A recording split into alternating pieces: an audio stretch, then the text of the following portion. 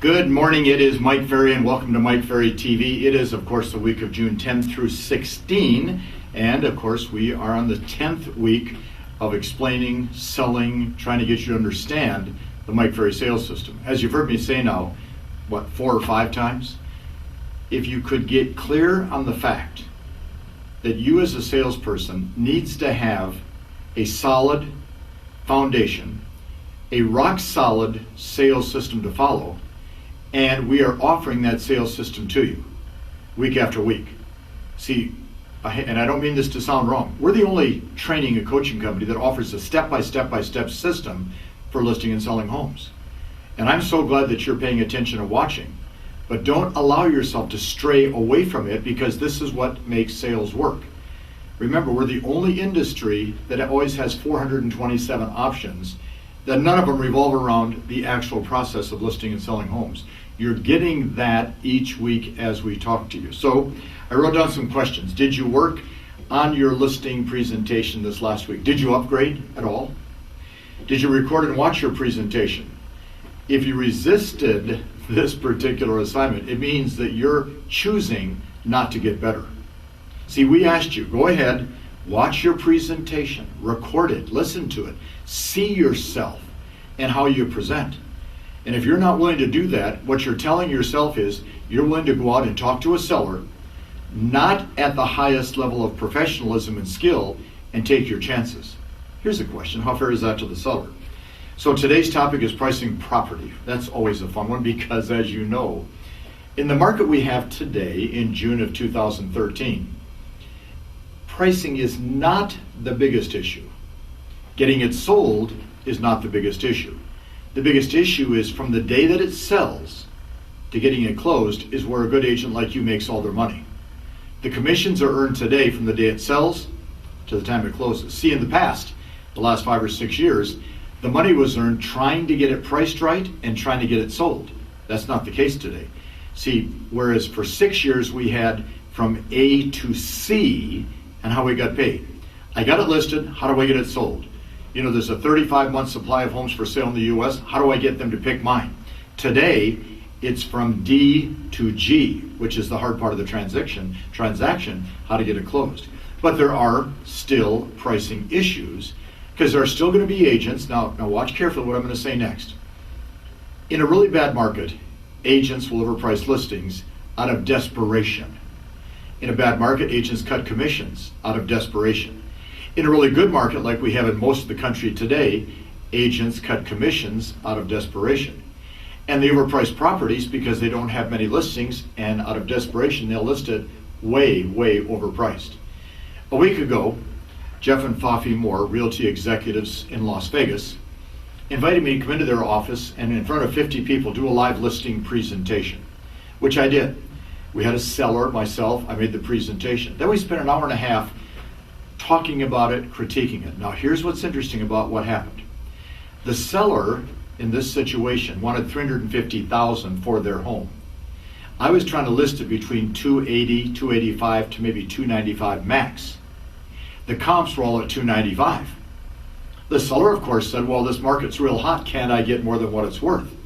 And I said, well, you can, but why would somebody pay $50,000 more for this property than for the ones that have just sold? I said to the seller, you have to be smart enough to understand that an agent that's showing property is going to use the same CMA with their buyer that I'm using with you. A smart agent today says to the buyer, here's the CMA, here's what they're actually selling for.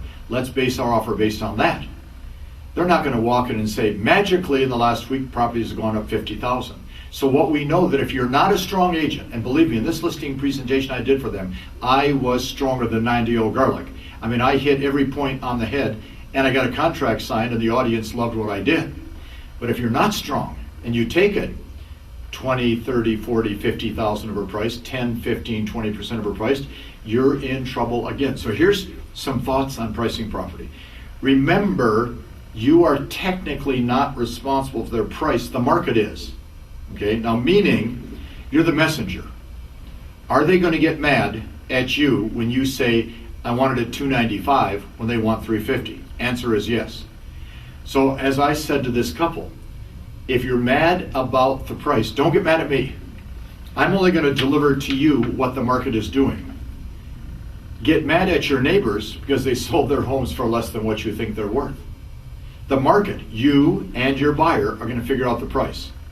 But if we price it at such a point that the market will not come in and look at it, the market will not come in and perceive it as being good value, then what have we accomplished? The answer is nothing. So when prices go up, we can't take credit. When prices go down, we can't take it personally. The second point I wrote down, our success in getting listings sold always starts with the price, ends with the price. Mike, what about the condition? Every home has one. What about the location? Every home has one. But does that mean that the price is going to make a difference? 100%. Or as I said to the seller last week when I was doing this presentation, I said, why would a buyer look at your property at $350 in as great a condition as it's in, and look at this one at $290 that's also in great condition? Why would they select yours over theirs? And the husband looked down and he said, well, because this one's nicer.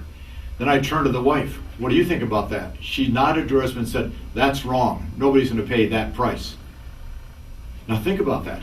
Nobody's going to pay an exaggerated over price because the condition happens to be nice. The success in getting listings sold is going to be the price. When a market's going like this, it's the price. Markets like this, it's the price. Market like this, it's the price. And then, of course, I want to mention again to you in pricing property, the market stats are as important today as they were 4 or 5 years ago. If you don't understand the market stats, if you're not aware of the market stats, if you're not up to date on market stats, get the market stats down, because that's going to give you the strength and the confidence to walk into a seller's home. Guys and gals, market stats are the name of the game in a rising, falling, or flat market. They're always going to work in your favor. The hardest part about pricing, and I wrote it down this way, I wrote it for myself in capital letters. Tell them the truth, no matter how uncomfortable it is. You got to tell them the truth. Because see, if you're desperate to get a listing, you can't tell them the truth. And I don't want you to be desperate, because if you're doing everything we've said for the last 9 weeks, you shouldn't be acting out of desperation. But we also know that if you're not willing to tell them the truth, the price goes up, commission goes down, marketing is committed that probably doesn't need to be committed, promises are made that can't be fulfilled. We overpromise and underdeliver, okay? Now think about that. Tell them the truth. Because see, the truth is, if you're prospecting, doing your job, you can tell them the truth. And then I wrote down a critical point. In the pricing issue, and you know this, if there are lots of showings on a property and no offers, you have to say to your seller it's overpriced.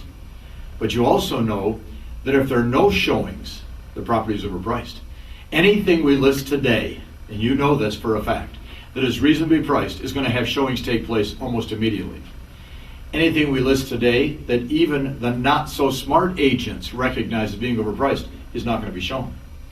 I don't care the market you're in. If you're 10, 15, 20, 25% overpriced, even the agents that are not as quick on the uptake will catch on. That is not a property that needs to be shown. And then the last point that I wrote down for today's message, you have to explain to the seller that no matter what's going on, prices are fluid. Some days are up, some days are down. It's almost like the stock market. They don't always just rise. And you know, for the last 5 or 6 years, there were good times and bad. And yet we know at the same time, with the reduction of the REO market today, prices are going to be more stable because the properties we're listing are going to be better properties. So therefore, what we have to understand is that prices are fluid. They go up and down based upon the market and what the competition's doing. My question is, are you a strong part of the market? And do you know what your competition's doing? Market stats are critical. So here's a couple thoughts for you for this week, okay? I'm going to ask you, number one, keep spending the time role-playing and practicing your listing presentation. In the seminar I did last week, one of Jeff's agents asked the following question. How much time should I spend practicing my listing presentation? I said 30 to 40 minutes a day. There were 50, 60 people in the room. And watch this. This is typical real estate, maybe where you're sitting today. One of the agents said, how many people would like to practice and role play for a half an hour every morning with me? 50, 60 people. I think 1 or 2 hands went up. Isn't that pathetic? See, we don't even want to spend the time to learn to do the job. And you want 6% commission? Hello. Well, here's the thought for you. If there's 4 agents vying for the same listing, and the seller lists with somebody else but says well, you were second best, how much do you get paid for that? Oh, that's right, the answer is 0. Just check your bank account. Second thing, start previewing more property whenever you can to give you a better indication of what the market is and what it's like. I wrote down just once this week, tell the sellers the truth. And then, of course, if necessary, at the end of each listing presentation, if necessary, set them up for a price reduction, okay? So, third thought for today, by the way, a lot of you I know are attending our Superstar Retreat in July. We're anxious to see you there. Upfront seating, every year we sell 300 seats up front, okay?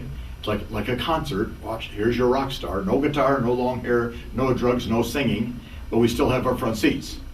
So for those of you doing drugs, you'll want to buy an upfront seat, okay, be close to the action. Just kidding. They go on sale Monday, June 10th, okay, at 9 a.m.